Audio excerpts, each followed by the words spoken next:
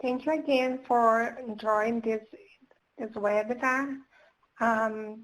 We are asking you to please to listen through the computer speakers.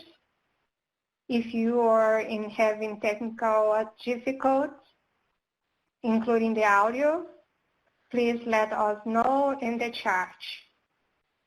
Thank you for joining our peer support services to address the health and the wellness of people living with serious mental health challenge. Today we have a very special guest. Just to let you know that this webinar is recording, and by Thursday, July 23rd, you receive in your email a follow-up. We will be sent to you the records for this webinar as well the PowerPoint. We will also receive an email with some questions related to evaluation of this webinar today.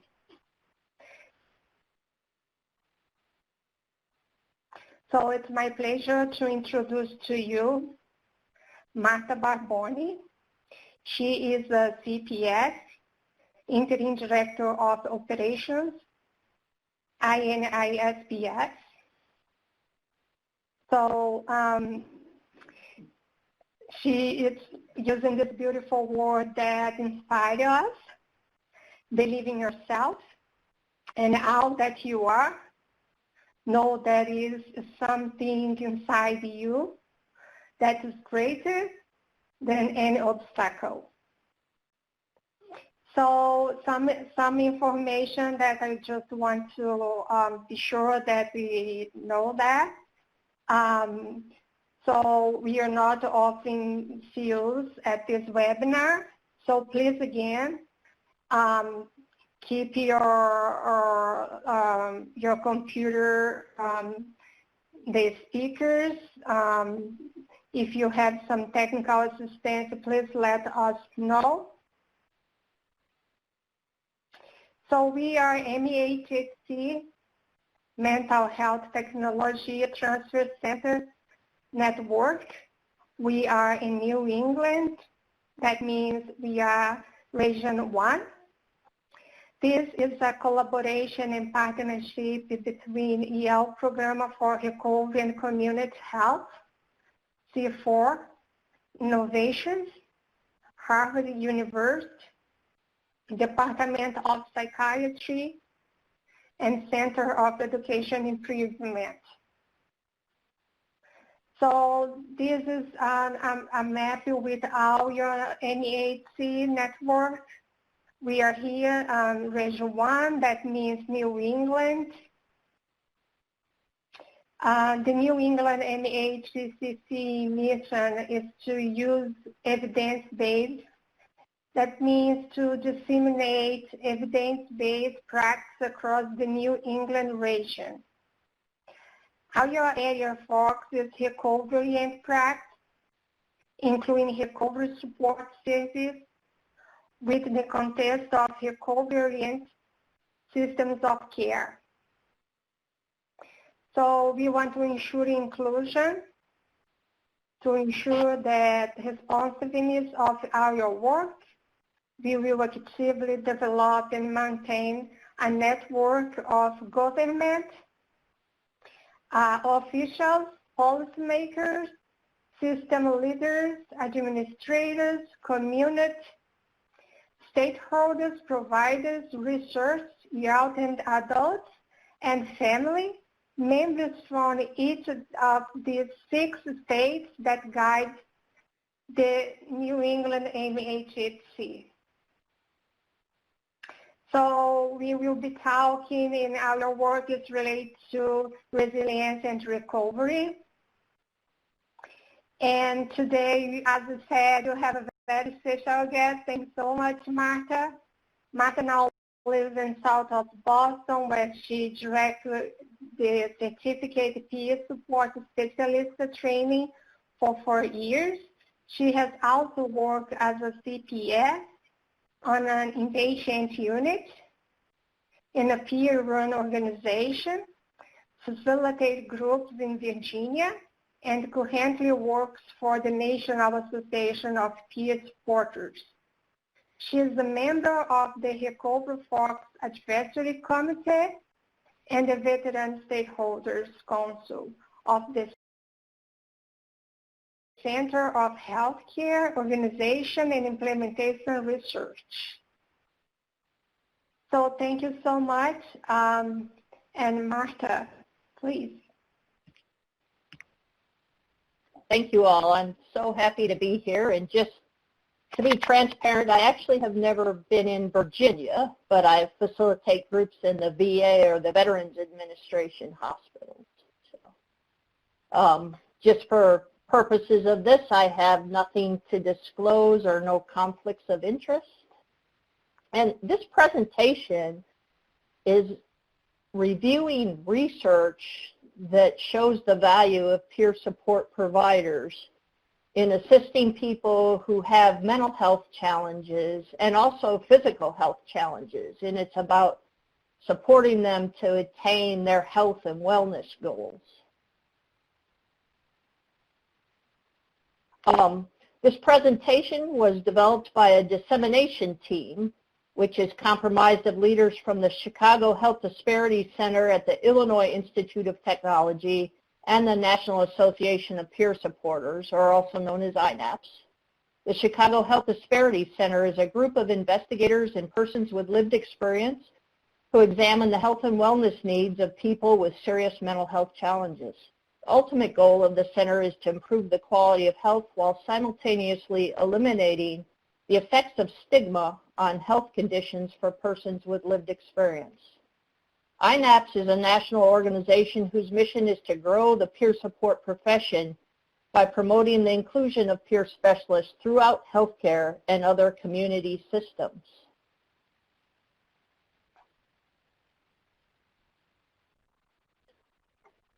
So why are we even talking about this?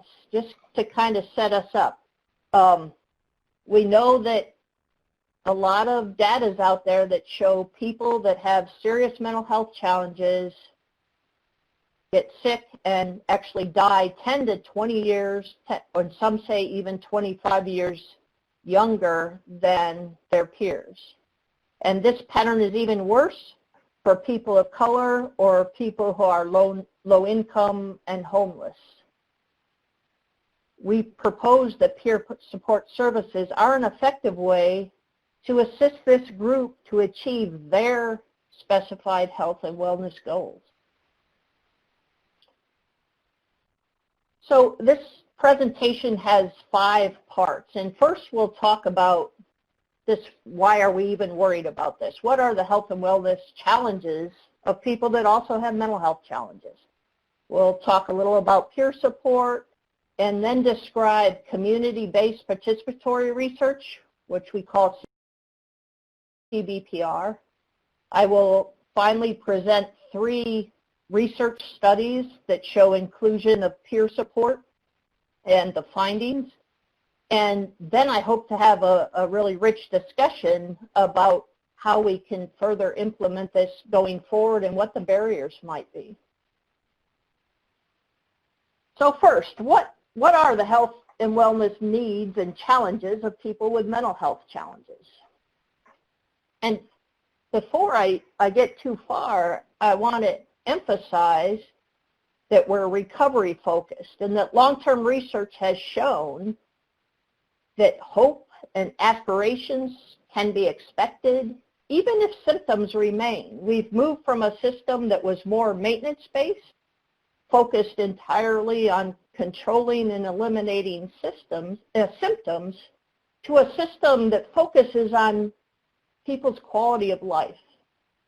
And we also know that recovery is not only possible, but probable if people have the right supports through providers, programs, and support systems that support them to attain their chosen goals.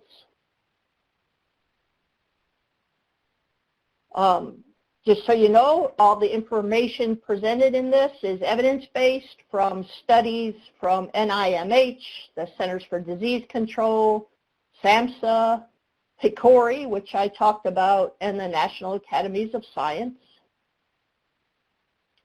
So to get into this now, as you see, these basically symptoms or illnesses pop up. You can see people with mental health challenges also have physical health challenges that affect every body system. I think we've commonly heard of obesity. We've heard of cardiovascular diseases, things like with high blood pressure and heart ailments. People often have gastrointestinal or GI disorders. People can also have more often have orthopedic injuries like sprained ankles, broken arms, because often for different reasons they may be unstable on their feet. As we've seen in the very recent past and currently, people in this group are more susceptible to infectious disease, communicable disease, and we've seen that with the statistics with COVID-19, how people from marginalized groups have been more adversely affected. So it's not a very simple question, what are the physical health concerns? They're numerous and covering a wide range. So we're going to talk more about what some of the barriers are to people with mental health challenges getting good care for physical health concerns. As I mentioned earlier, people in this group, in this community, die younger than their counterparts. People with mental health challenges use the emergency room more than their same age peers for physical health problems. They often become disabled and have limited mobility, along with the inability to meet personal goals related to education, work, or independent living because of physical illness, not just their mental health challenges. Often this group ends up in institutions, and despite the fact that many state hospitals have faded away because of deinstitutionalization that started many years ago, many of these people still end up in nursing homes, in 24-hour care centers, or other group living environments where they get the care they need that they cannot provide for themselves. So our desired result is wellness. And when we talk about wellness, we hope people can achieve a higher quality of life and achieve a sense of peace, serenity, and calmness. We hope to replace the feeling of inadequacy with a sense of wholeness. Wellness in this respect is not the absence of illness, but the ability to live the fullest life possible according to one's own choosing.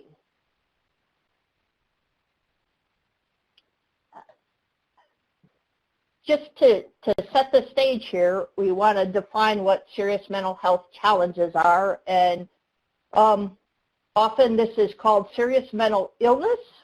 That's not a word or a phrase I use often in peer support, but it's a diagnosable mental behavior or emotional disorder that causes serious functional impairment that substantially interferes with or limits one or more major life activities, and that's the SAMHSA definition.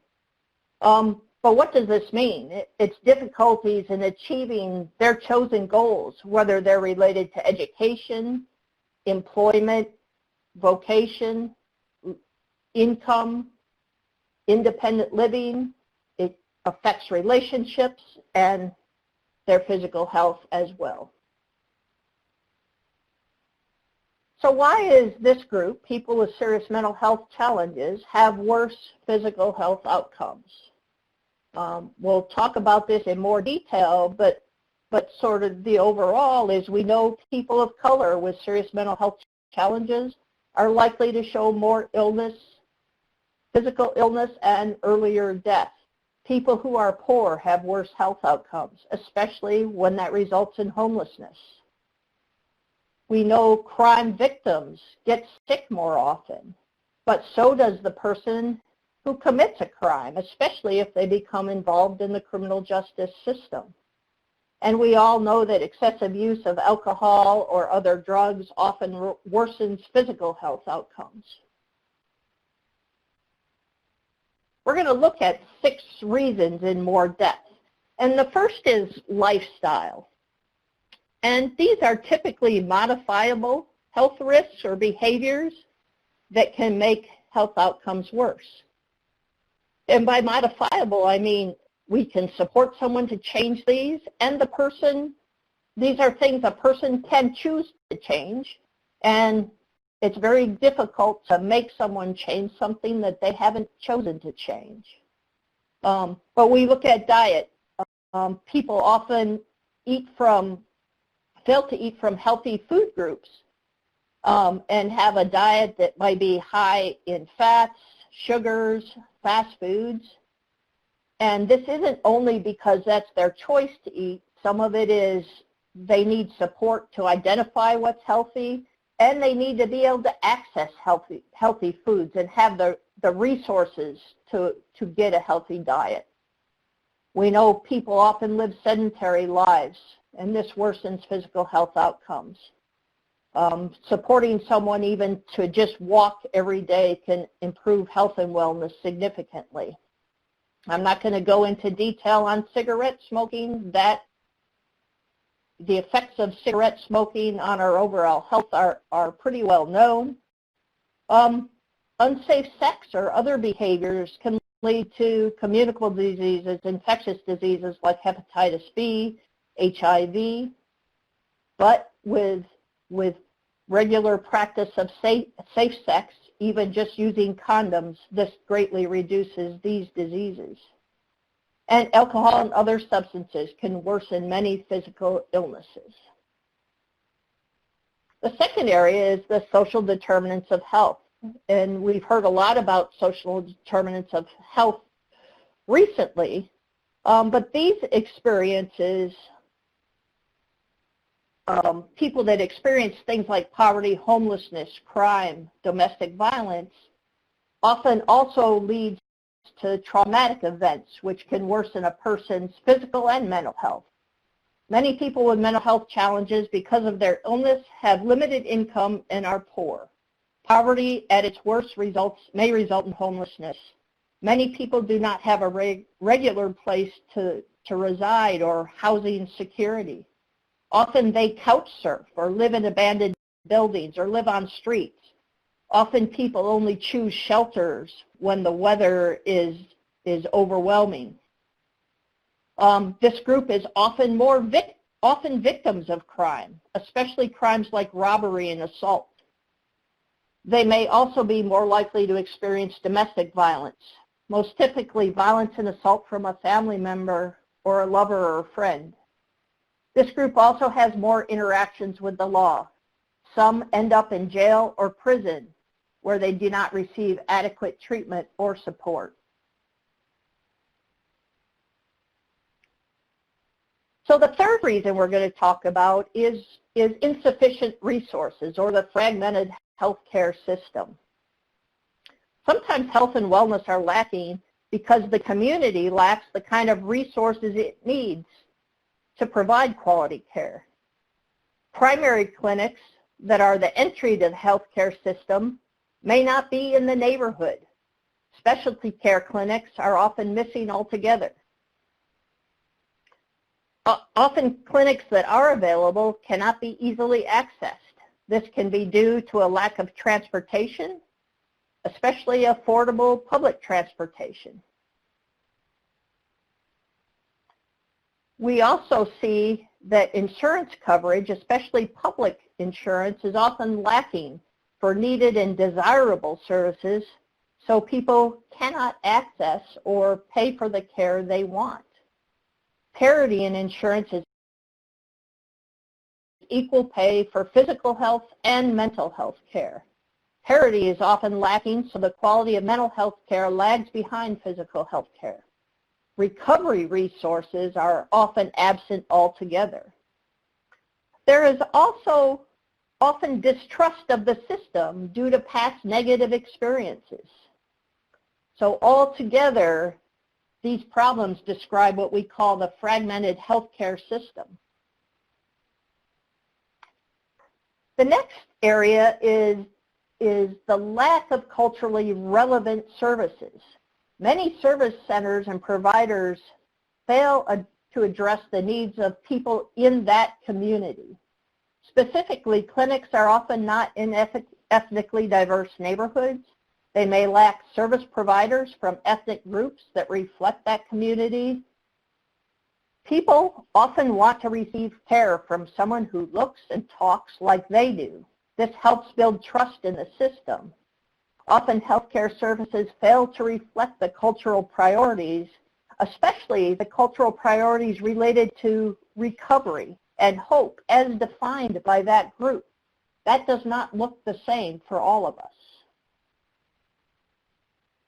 I would be remiss if I didn't list medications as a reason there's poor physical health outcomes in this group. This slide says medication side effects. I just say medication effects. All medication have effects. They have the desired effects and they have the other effects, which are often referred to as side effects, but they're all effects. We're going for a desired effect.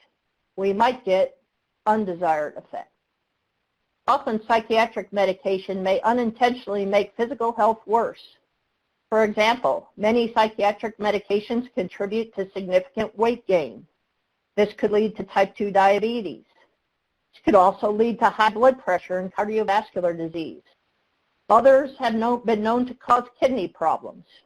Patients and their provider teams need to be able to work closely to address these unwanted effects and balance these with symptom reduction with the person's informed choice. And the last thing I'll mention is what we call genetic comorbidities, or reasons that we're more prone to some physical health problems. Some people with serious mental health challenges have a genetic predisposition or tendency to develop serious physical illnesses such as heart problems, autoimmune diseases, or diabetes. So now I want to move into a discussion of peer support as a solution. And I'm going to first talk about what's not classically thought of as peer support, but is more lay support or paraprofessional support. When we talk about peer support, we're specifically talking about peer providers as persons with lived experience who often are from the same community and many times the same ethnicity or cultural background, who provide practical assistance and support to individuals achieving their recovery goals and also their physical health goals. And I don't want you to be too negative when I talk about all these negative things and all these problems people with mental health challenges have, because with access to the right supports and treatments, we know there are good treatments to help, and some of these deaths that occur often can be prevented. We know there are effective medications for high blood pressure. There's ways to treat cancer. There's therapy for things like broken ankles. We also know that we have top quality training programs for the doctors and other healthcare providers to learn these skills. So there are healthcare teams that have mastered effective treatments that can help patients deal with physical illnesses. The problem is that many people living with mental health challenges are not able to take advantage of these teams and treatments. One reason is because of the perception that physical health teams are often unable to work with people living with serious mental health challenges. The problem is that physical and mental health systems are often separate. Integrated care is proposed as a solution. They're one place where an individual can receive all services, sort of a one-stop shopping for physical health and mental health care. One team is able to address all issues There's one place for primary care, specialty care, and mental health care, and peer support should be included. Integrated care is a great idea, but it's not fully yet a reality. One reason our healthcare providers sometimes resist the call for integration. There's still, say, primary healthcare providers that say, I was not trained to work with someone with mental health issues. Another reason is that insurance and government programs have not fully bought into this idea. They have not encouraged health providers to join together into an integrated approach. But now we're seeing some insurance companies have increasing interest in developing models that employ one single care manager to coordinate the care for a range of medical and mental health problems. So we've definitely seen advancement toward integrated care, and it's something we need to stay up on top of until it's available for all. I mentioned some other paraprofessionals or lay providers that can help with this. One is community health workers. They often live or have lived in the same community they're serving. They're usually very diverse with respect to gender, ethnicity, age, sexual orientation, and they address a range of health goals. Maybe smoking cessation, weight loss, diabetes. They help with medication management. They empower people and also help them with transportation and advocate with them and provide health education. Another example that has been around for many years are breast cancer peer navigators. In the breast cancer community, people that have survived or live with breast cancer have learned to navigate the myriad of healthcare services that they have to encounter. And they can provide emotional and practical support to people that are newly diagnosed and faced with this daunting diagnosis and the need to see a variety of specialists and surgeons and be on a variety of medication. So these people have evolved what used to just be provided by professional services to paraprofessionals and volunteers. And they're often women from the same ethnic group and are cancer survivors. So more specifically, we're going to talk about peer support.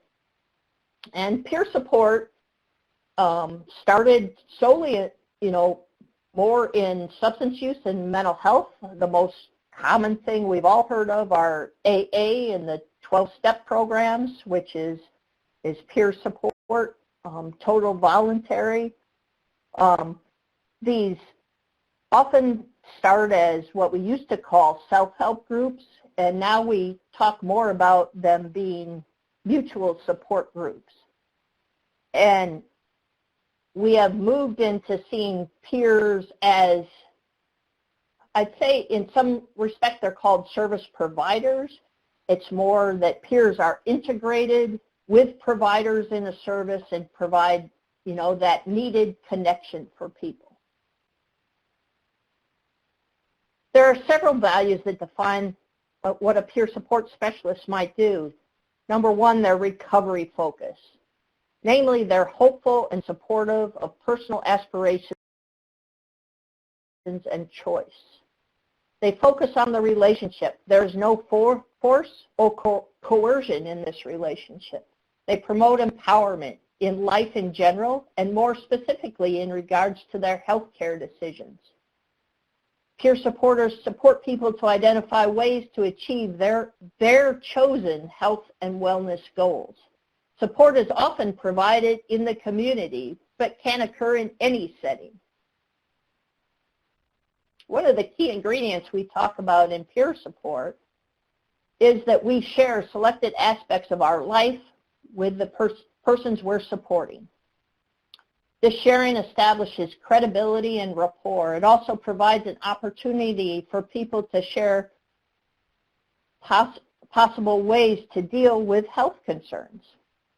This self-disclosure, or is often referred to as sharing your story, it includes some of the challenges one's faced. It's not a life story, and the peer supporter always can choose what to share or not. For example, many peer support specialists will choose to never disclose specifics of a life that included trauma. Second is their journey of recovery and who and what has helped them along the way. Peer support specialists want to share their experiences with hope and aspirations. They want to endorse the importance of empowerment and self-determination in their life. Sharing what's worked for me or what's worked for others I know can be helpful. There are some limits to what we disclose. Peer support specialists must attend to whether disclosed information is helpful to the persons they're supporting, or whether that particular experience is not relevant in that situation. So what types of things do peer support specialists do? Specifically, what do we do that can assist with someone achieving their physical health goals? The first thing is to support shared decision making. With shared decision making, the person can consider treatment options and choose from those options that best meet their goals. Second, they may teach skills and provide concrete information about behaviors that help people self-manage their health and wellness goals. And third is this navigation piece. Peer specialists can actually walk a person around a complex healthcare system. Talk a little bit more about shared decision making. So for one, peer specialists, for us, I call what I do supported decision making. I'm not involved in making the decision. I'm supporting the person to be able to make a decision that, with all the information that they need. But shared decision making is focused on hope and possibilities, not a poor prognosis and bad outcome. Self-determination is key. Namely, patients decide for themselves what their healthcare goals are and how they might be achieved. People desire personal empowerment so they can make informed decisions. There's a stigmatizing belief that people with mental health challenges are unable to make decisions like these, that they may have some cognitive disabilities, for example, that prevent them from being clear-headed and sorting out evidence for the best decision. This belief is wrong, and peer support specialists are in the best place to challenge this. The peer supporter, as I said, does not make the decision, but supports the person by helping them to understand what the healthcare provider may have said, and by using non-clinical, everyday language. Peer supporters help a person explore all options, and they use a person-centered approach, so the person has all the information that is needed for them to make a decision about their own health care.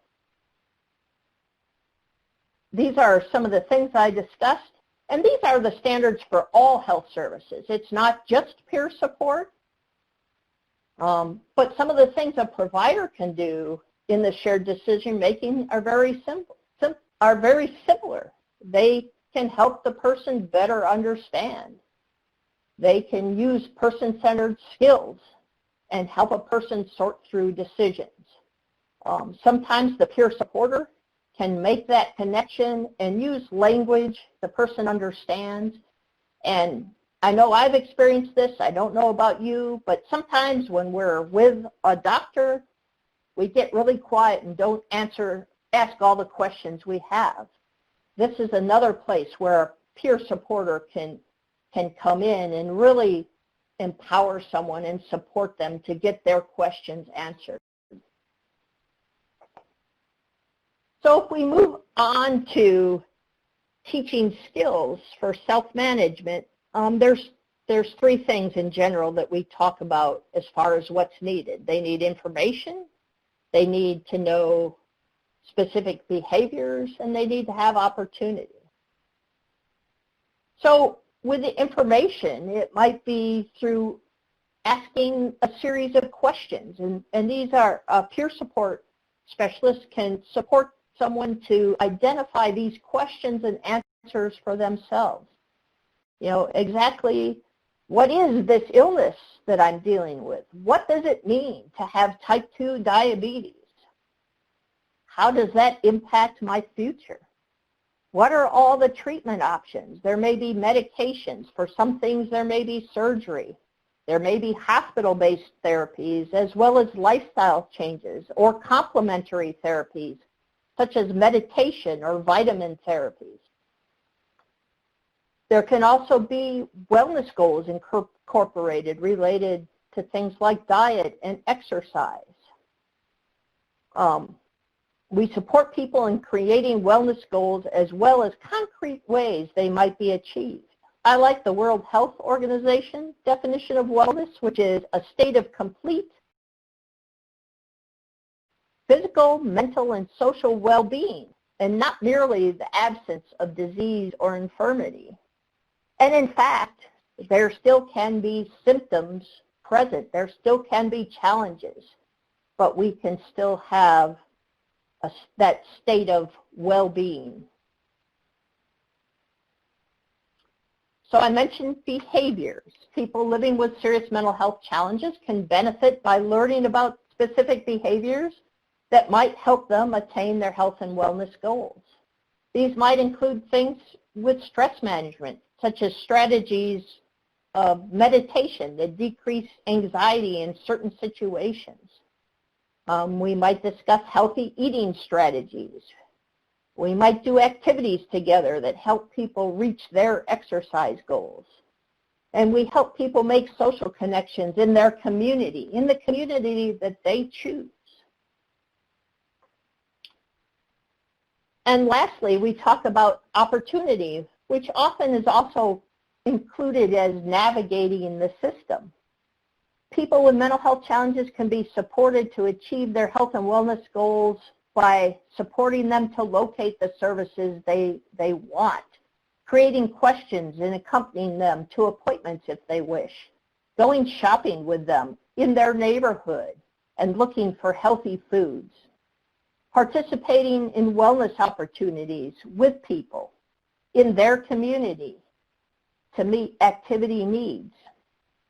Among many services, peer support specialists help people do the basic tasks of navigating their community.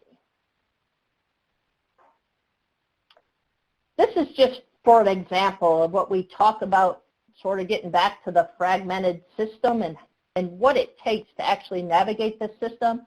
This is a map of Chicago, and as I click, you'll see a red dot show up, and those are all the places someone might have to go and be able to get there and include travel time in their planning and include how tired you get traveling around to all these appointments. And is it even possible to go between these places all in one day? So as these red dots show up, you can see these are all places. One might be their primary care doc, one where they are going for physical therapy, and then they're going down to pick up a prescription and over to see their specialist, and then back to their neighborhood community. So navigating the system is about finding services, making appointments with them, may include traveling to appointments if they desire that. Someone may have never ridden public transportation and doing dry runs with them so they're comfortable to do it themselves and on the day it's needed. And we can also help in the interaction with medical professionals. And it's very important here that if we go with someone to an appointment, we're not speaking for them. And sometimes questions will be directed toward us as the peer specialist, and we very carefully redirect. Can you please ask so-and-so? This is their appointment. Please speak with them. And we're there to provide them support and to empower them to speak for themselves. There's also many basic skills that peer support specialists have. Working with a person, responding to their concerns, and managing the role of being a peer supporter. So when we talk about working with the person, one of the most important things is active listening skills. Active listening skills are a set of principles and practices that allow peer support specialists to be present for the person and share with him or her or them the perspective of living with challenges. The goal here is to promote recovery, hope, and empowerment. We use active listening to support people to make a list of goals that they wish to pursue in terms of health and wellness. Peer support specialists can assist people analyzing pros and cons of a specific goal so they can better understand what needs to be done to achieve it. The strengths model seeks to help people achieve their goals by focusing on their strengths and not their deficits. Focusing on what a person can already do or what they can learn to do will promote growth within that individual. And as an advocate, a peer specialist works in favor of the person, providing support and promoting their interests. Ideally, we advocate with the person, not for them. Peer specialists only act as advocates at the request of the person they're supporting. When we talk about responding to their concerns, it might be interpersonal problem solving. You know, they're dealing with mental health challenges, physical health challenges. Are things coming up around those that are affecting their relationships? Often a question comes up about relapse and relapse management, whether it's substance or even feeling like you're set back in your mental health recovery. We can discuss harm reduction techniques with people.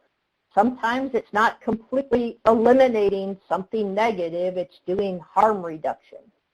And we also spend a lot of time talking about crisis management. How can we support people first, not to get to crisis? How can we help people identify things when things aren't working out well and get them to identify actions before they reach crisis? And we can also be there for them when they feel they are in crisis and offer alternatives to the emergency room or even go with them to an emergency room if that's what they desire. And we do this all through a lens of trauma-informed care. We talked about managing the peer specialist role, and part of that is, we discussed already, some of the limits to self-disclosure, when we use it. We also have relationship limits. A question also often comes up with peer support. Well, are we friends? We may well be friendly. In fact, we usually are very friendly. And we develop very close relationships with people, but we have to be transparent that we're doing this as our job, if in fact we are, working and it's our job, and we have limits. I'm not allowed to do this, or I choose not to do this at night. You can't call me in the evening or in the middle of the night. But depending on the person, you might have different limits. These type of things are not strict boundaries that everyone follows. They're more about personal limits. And people need to be, peer specialists need to be able to set these personal limits to avoid burnout. And, we talk about burnout, compassion fatigue, whatever you call it, that everyone working in health professions and human services experience. I feel it's particularly important for peer specialists because we're often working with people that have experienced the exact same challenges or similar to traumas that we've experienced. And we're around that day in and day out, and we have to practice good self-care in order to avoid burnout. And we also often use our street smarts. What have we learned going through this, and how can I use that to support you? Finally, the next step we're going to talk about more is research-oriented, which is program development through community-based participatory research. And I'll refer to that as CBPR because it's a mouthful. So the purpose of CBPR is based on the insight that programs that are developed for a specific community must include individual users of healthcare services the underrepresented groups in that community. So CBPR is collaborative. It's a group of people working together, and everyone on the team has a voice. It brings unique strengths. The group, as well as each individual, has their own specific expertise and experience. It's of importance to the community. The group, as well as the individual, the community decides what is most important to them. And the hope is that it improves communities, hearing the voice from the community. CBRP combines knowledge and action for social change to improve communities. And it eliminates disparities. The involvement of underrepresented groups on research projects and program development helps to eliminate healthcare disparities. I'm going to talk briefly about one program that was done in Chicago called Inspiring Change. This was a program developed in 2015 through a grant sponsored by PCORI, the Patient-Centered Outcomes Research Institute, and done by the Chicago Health Disparities Center. And with Inspiring Change, there was a workbook and then a manual that was used to train peer providers. In Inspiring Change, there's 3 groups of people that worked with community stakeholders and designed the program. There's people with lived experience, there's the academic researchers, and there's the community advocates, which often also include service providers. And they all work in concert with the community stakeholders. So the first step is understanding a problem.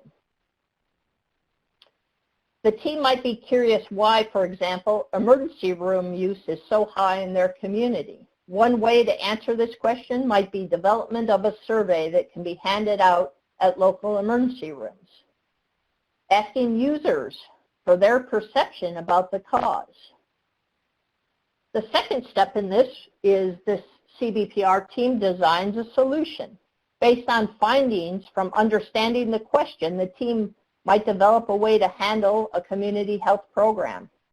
For example, the team might develop a nurse helpline to provide at-home advice that might detour emergency room visits. A method here is a survey of emergency room service providers regarding the needs to set up this kind of helpline.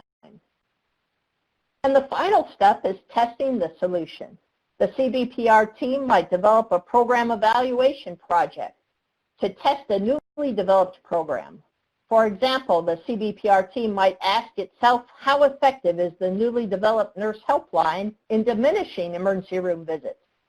This kind of evaluation might be done by counting the number of emergency room visits before and after starting the nursing helpline. And this process is all done by the CBPR group that includes everyone, and the voice of lived experience has equal value to everyone else's. With Inspiring Change, they developed a leadership training. They had an instructor's manual. They met for 2 days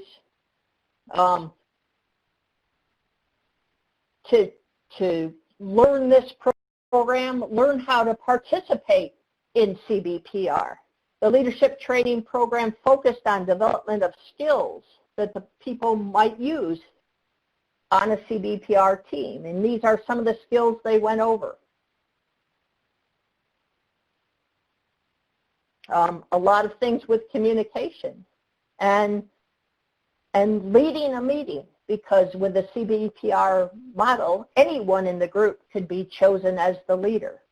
There's often mentorship, and conflicts arise. So there's sections on how do we manage conflict, and also included is self-care for everyone, not just people with lived experience. It's self-care for everyone. So in the next section, I'm going to present 3 PCORI research studies that have been completed.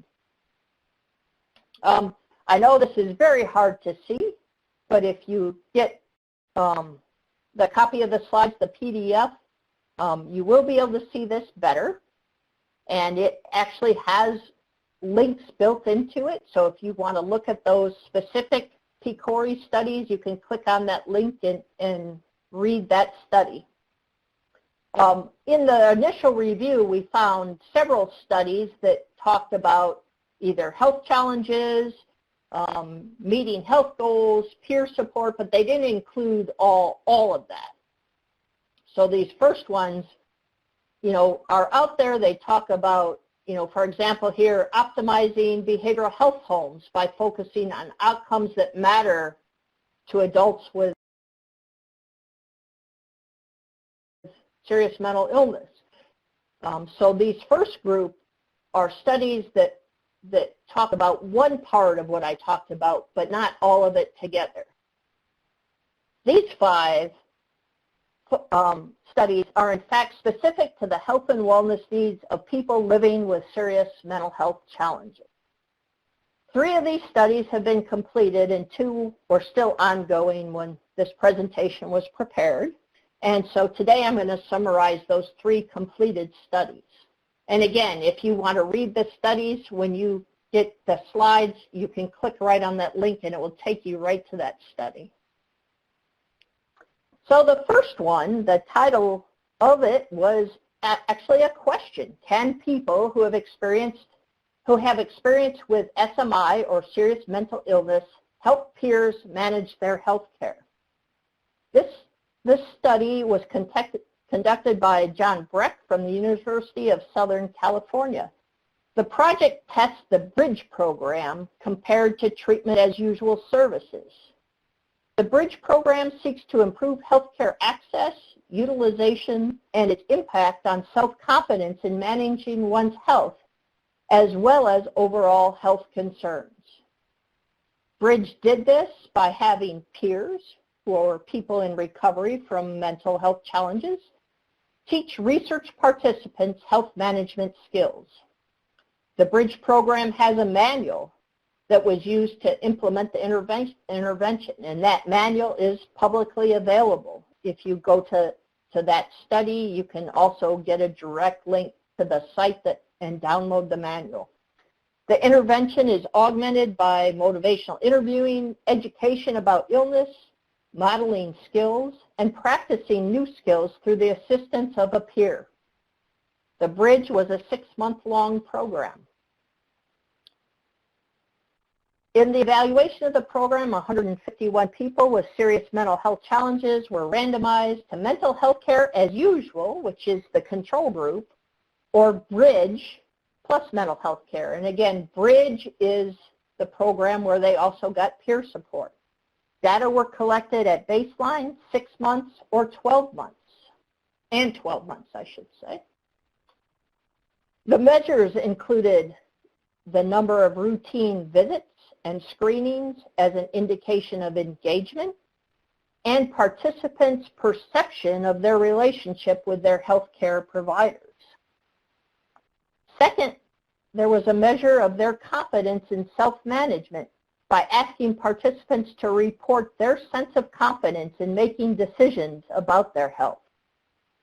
Third, there were 2 sets of health concerns assessed: chronic disease, or the degree to which research participants were concerned about ongoing and persistent physical illness, and their overall perception of bodily pain. And as you can see, most of these measures were what people self-reported.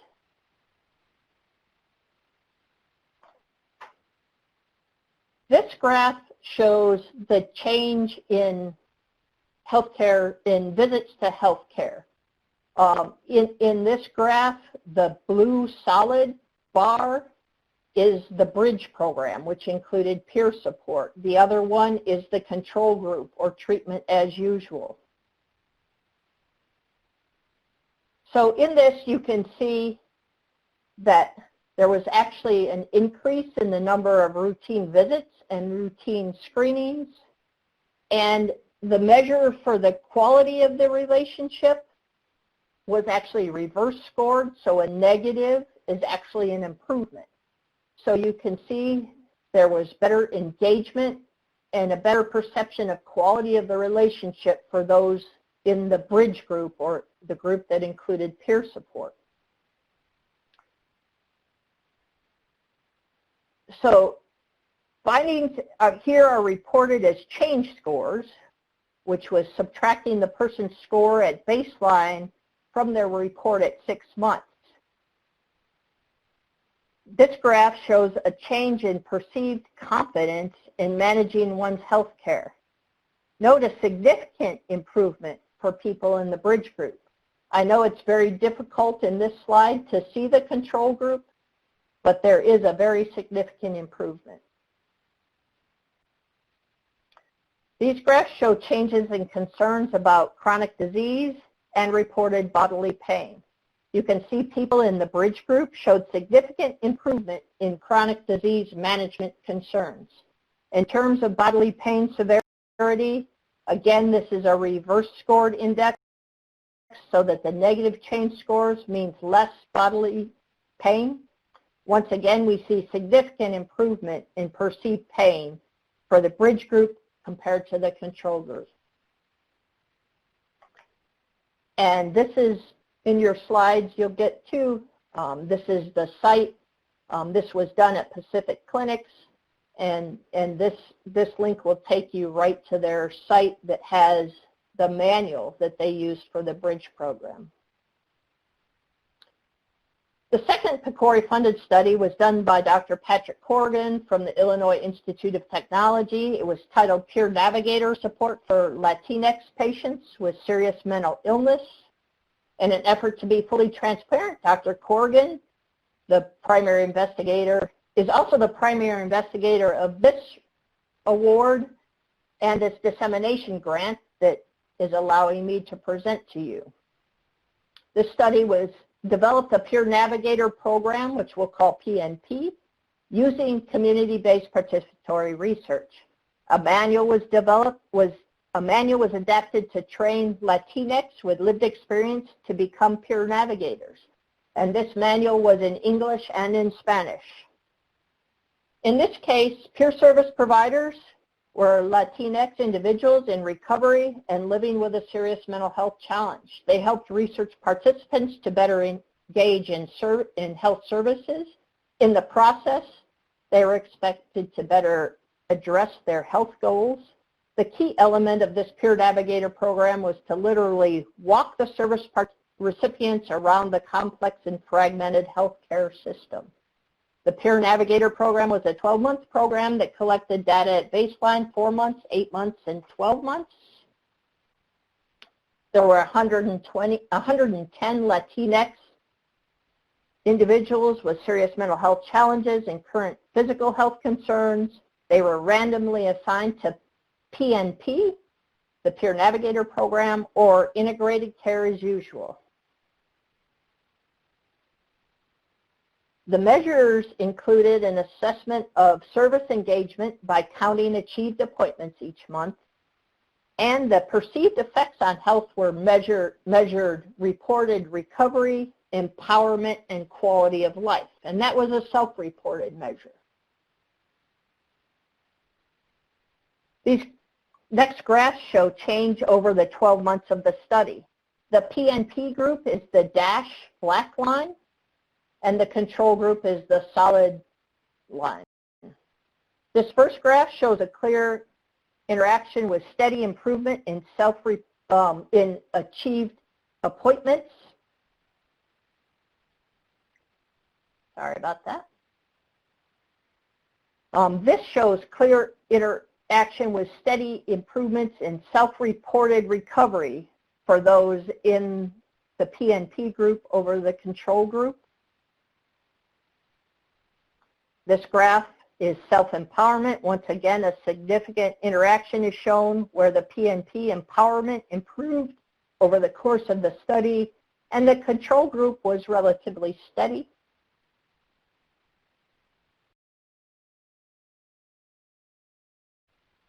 This last graph shows changes in quality of life from baseline to 12 months. Once again, study shows significant steady and significant improvement in the PNP group, while the quality of life in the treatment as usual group really did not change. And the findings of all data in this study were statistically significant. For more information on this study, the link will be in your notes for the Chicago Health Disparities Center, and their manual is available for download in English and in Spanish. So the final study I'll talk about was led by Sherelle Bellamy from Yale University and called "Does a Peer-Led Program with Wellness Coaching Improve Wellness Among People with Serious Mental Illness?" So using community-based participatory research, this group developed the Peer-Led Wellness Coaching Program, or PLWC. The PLWC was a 6-month program, included 3 months of peer-led groups, educating participants on personal wellness, stigma, and self-management strategies. In addition, program participants received 6 months of individual wellness coaching offered by a peer provider. There were 74 people in this trial. Quasi-randomization was used in the design to assign participants to different groups. 37 were in the PWLC group, PLWC group. Their scores were compared to 37 others with serious mental illness who received treatment as usual. Data were collected at baseline for 8 and 12 months. 5 sets of measures were collected, including the number of emergency room visits, participant-reported changes in alcohol use, general wellness measured how participants perceived their overall wellness. The last 2 included participant-reported input into their treatment plan, and finally, self-reported satisfaction with treatment. And all 5 of these measures show on this graph. It's not exact data, but demonstrates general trends between the 2 groups. Again, here, the blue solid bar is the peer coaching group. The lined reddish bar is the treatment as usual group. So compared with participants who received usual care, participants in the program showed fewer psychiatric or substance use emergency department visits, greater decreases in alcohol use, greater improvements in general wellness, more treatment plan input, and greater treatment satisfaction. All of these findings were statistically significant with the exception of the self-reported alcohol use, which definitely demonstrated improvement, but it didn't meet the challenge to be statistically significant. So now's the best part, because we get to the questions and discussion. I hope to involve you all in a discussion of how to move forward, and I'm going to put sort of some questions up, but I also welcome other questions. There are, one question is, this evidence, these research studies show that peer support helps not only with mental health challenges, substance use challenges that we are aware of, but it helps with physical health challenges as well. So why isn't it more widely available? What have been the barriers to implementing peer support? Is there a need to shift practice culture? There might still be members of existing provider teams who believe peer supporters cannot be effective employees. There may be people who don't want to work as part of this integrated team. There's also a shift in culture from people receiving services. We've become very used to being the recipient of services, and treatment is something that happens to me as opposed to something I'm actively involved with and have control over. So it requires a culture shift on the part of service users as well. Sometimes education and awareness needs to be in place that will help peers fully integrate into a treatment team.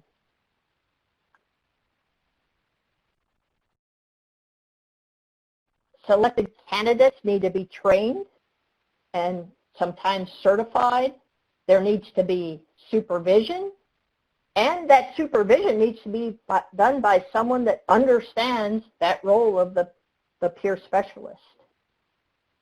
And there needs to be ongoing education as well. It's not just once and done with any training. There also needs to be program evaluation to see if what we're started to do is working. And we need to ask the question, how are we going to pay for this? The system should identify or create fair compensation for peer service providers that will assist in improving their quality of life as well. So I'm going to skip through these next slides that we can come back to, but I first want to say, give a chance for you to ask questions.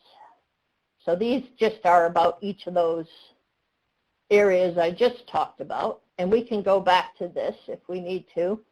But during the questions, I'll leave this up.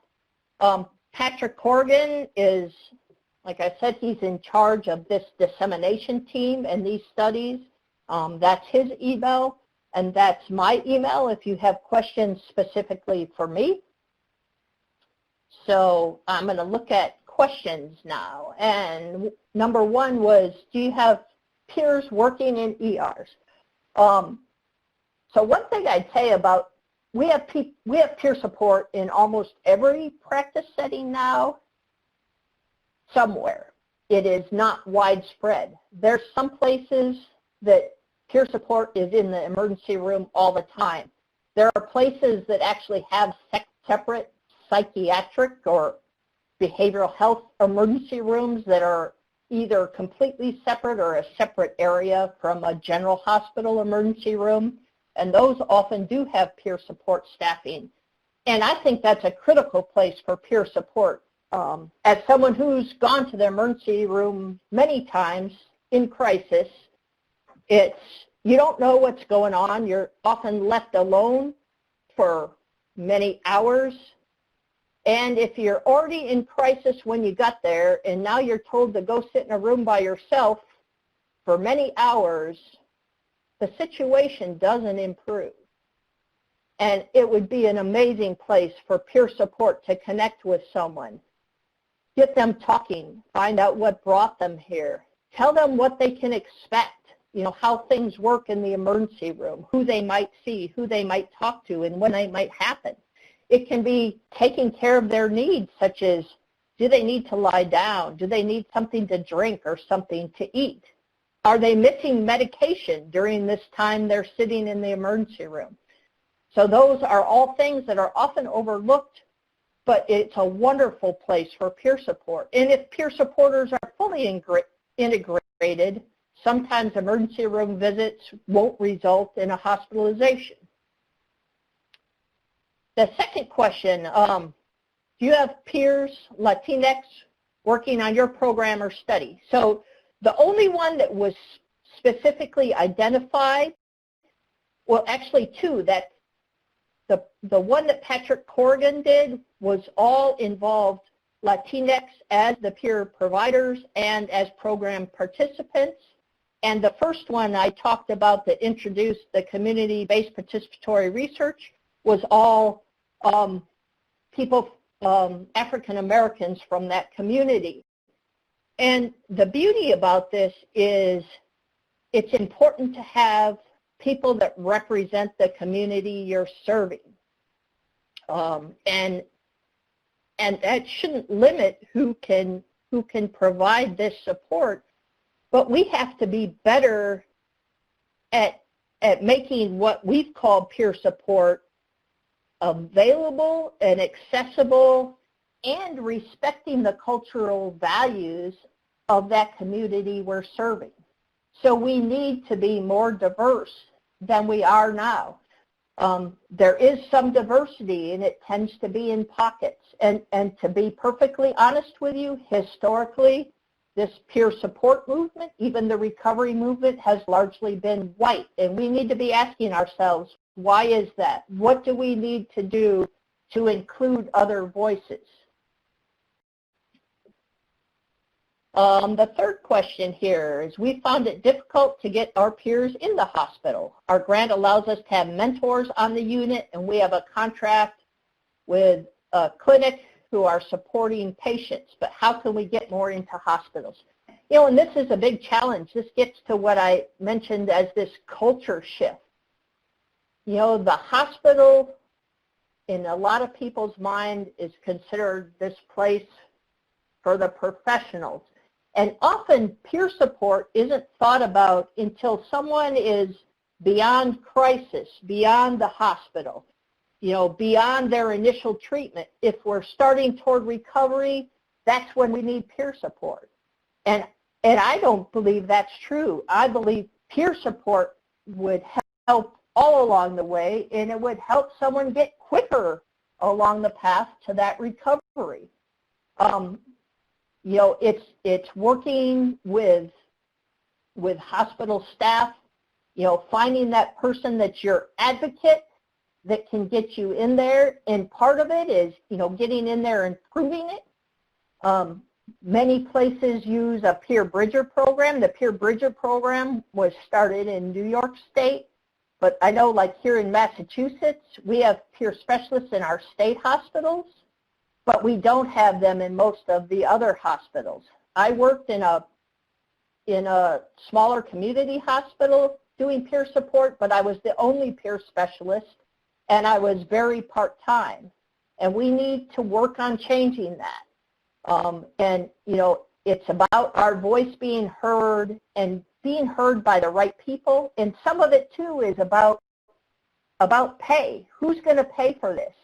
Peer support is included with Medicaid now as a reimbursable service. We're working on other things.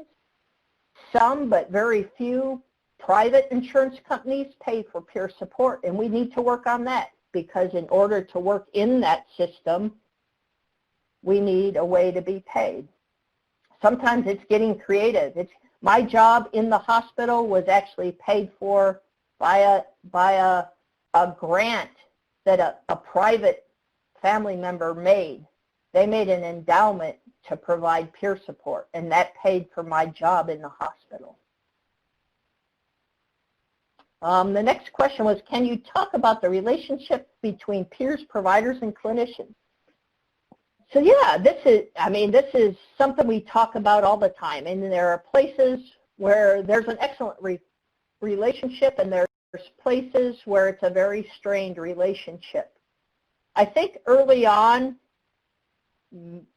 more so than now, but it still goes on, peer specialists are still looked at people with mental illness, people with substance use, less than, not experts. And we're not experts on treatment. We're experts on our experience, and that has value. And I think by using, if someone's sort of questioning that, even using studies like the ones I presented that show this wasn't how peer support got better outcomes than treatment was as usual. It was how peer support in collaboration with treatment as usual got much better outcomes. And we need to be better advocates for ourselves by sharing research data like that. You know, in a peer-run organization, you might not have to have this relationship with providers and clinicians. But right now, the large number of people that need our services are in the traditional system. And to work in that system, you need to develop a good collaborative relationship with providers and clinicians. And we need to emphasize that what we do is not what they do. We focus on the relationship. We focus on the connection. We often have more time than they have to spend with someone. And often what we do helps them better engage and better talk to their clinicians. And I would say one thing about engagement, because that's often used as the evidence for peer support, that people that get peer support have higher engagement, and that's very true. But another role we have is to help people disengage from a treatment that is not helping them and help them find something else. And often people don't like to talk about that, but I see that as vital, because there's nothing more frustrating than being involved in a treatment where you feel like you're not being heard, or what's going on isn't helping you. So I wondered if anybody else had comments or questions about some of those barriers I brought up. Whether it's this practice culture, whether it's finding people, training people, supervising people, or how we're going to fund this. Has anyone experienced any creative things going on like this? If you put in chat, see here, try to. I'm going to put up one more slide that you won't be able to read, but just so you know, everything I talked about is referenced. So when you get a copy of the slides, you can see the references. I don't think you can read that now, but I wanted to let you know it's there. Someone here said they have a grant with the hospital which funds most of their program. Trying to look through here to see if anyone else put things. And, I don't want to hold you here. If there aren't more questions or comments, feel free to reach out to me. I'll put my email back up there. You can reach me there. I'm not the expert on everything, but I can do my best to connect you to someone that can answer questions you have. And I welcome you to share the information I presented.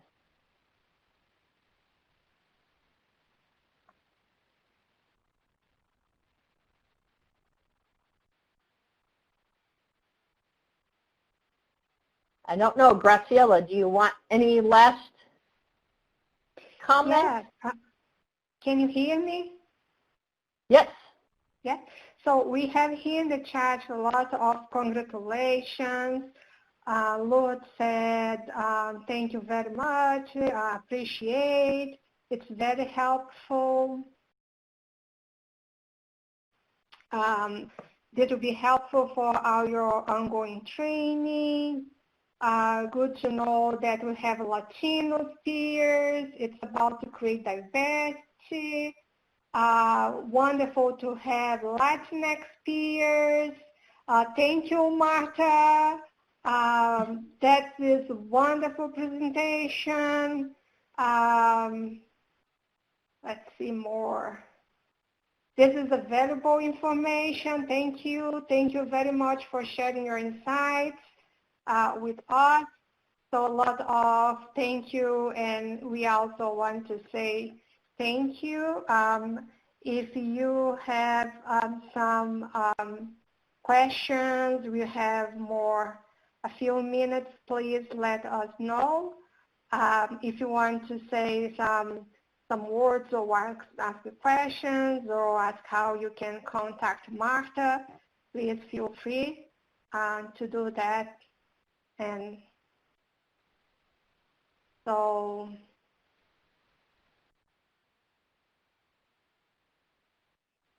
Dana is telling that Marta, if you know any Latinx peers, would be interested in opportunities for mentoring and leadership course, please email her. We also can contact us through MHTC New England. So, yeah, and if anyone is looking for these specific studies, I can send you that information too if you're unable to find it. so you can download the manuals and see what they're about. The nice thing about PCORI is everything is open source. So that's wonderful. You can share information. That will be excellent.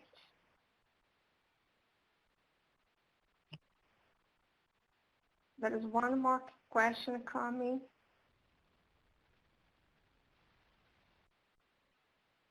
Okay. I thank you all for attending. I really, I love doing this work, and I got involved in it when I made that change myself from just being a recipient of services to actively participating in services and then supporting others to do that.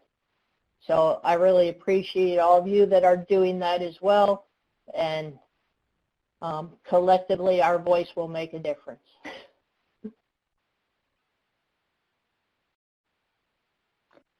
We'll have more thank yous, and thank you all for attending this webinar.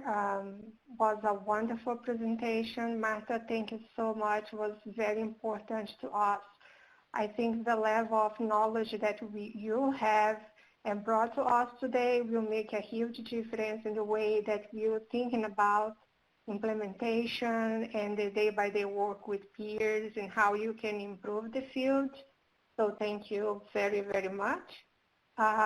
Just to let all the participants know, so by July 23rd, we will receive in your email these webinars, records. We will also send the PowerPoint. We will let you know about the next events that we are organizing. So we have a peer support services that was today, and July 31st, we have an overview of the alternative suicide approach, and August 13th, trauma and suicide. So we are very welcome to attend all your webinars. Visit your page and please answer the survey that you will get in your email by Thursday.